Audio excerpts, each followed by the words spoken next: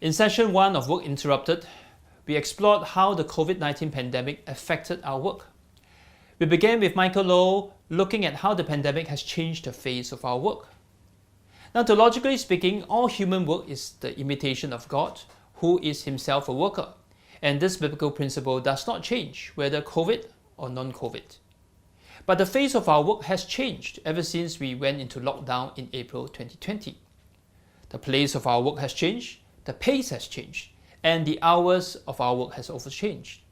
Now, all these changes are happening while our prospects of our employment becomes increasingly unclear, whether we will become casualties of the economic fallout that is unfolding. While all these changes are taking place, realities continue. We have bills to pay, children to feed, retirement to plan for. So how do we deal with all these uncertainties? Now, this is when Michael introduces then the concept of margins management. Margins is basically the gap, the difference between what we can do and achieve maximally and what we can survive on minimally. And there are three kinds of margins we need to manage: our time, our treasure, and our talent.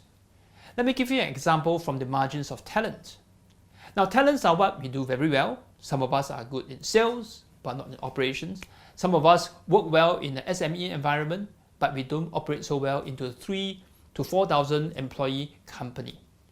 Managing of our talents then require us to basically reflect on what is the proper job that we can take on.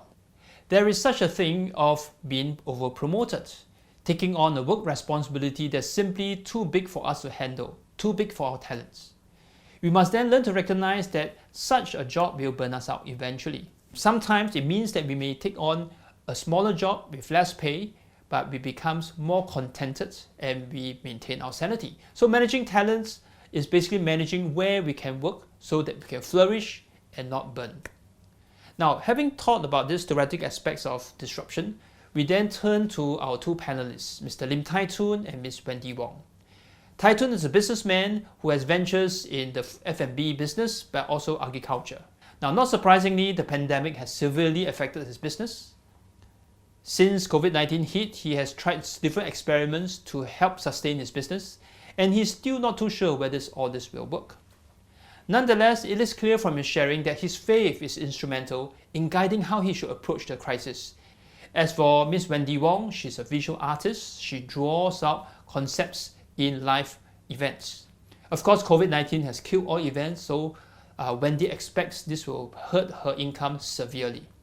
Nevertheless, she believes that God's hand is also in this, and as she embraces the possibility of losing a lot of money and accepts that, she finds that she has the spiritual freedom to then discern how God will lead her through.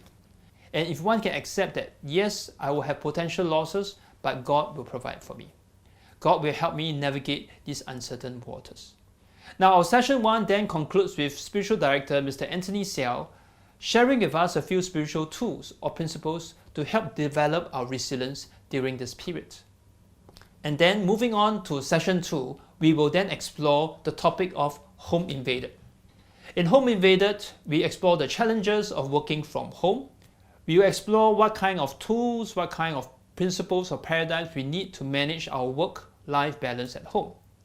And we also, in the process, introduce further spiritual formation principles so that we can not only manage the boundaries of work and life, but also we will flourish spiritually during this period. So we invite you to join us for the next session, Home Invaded.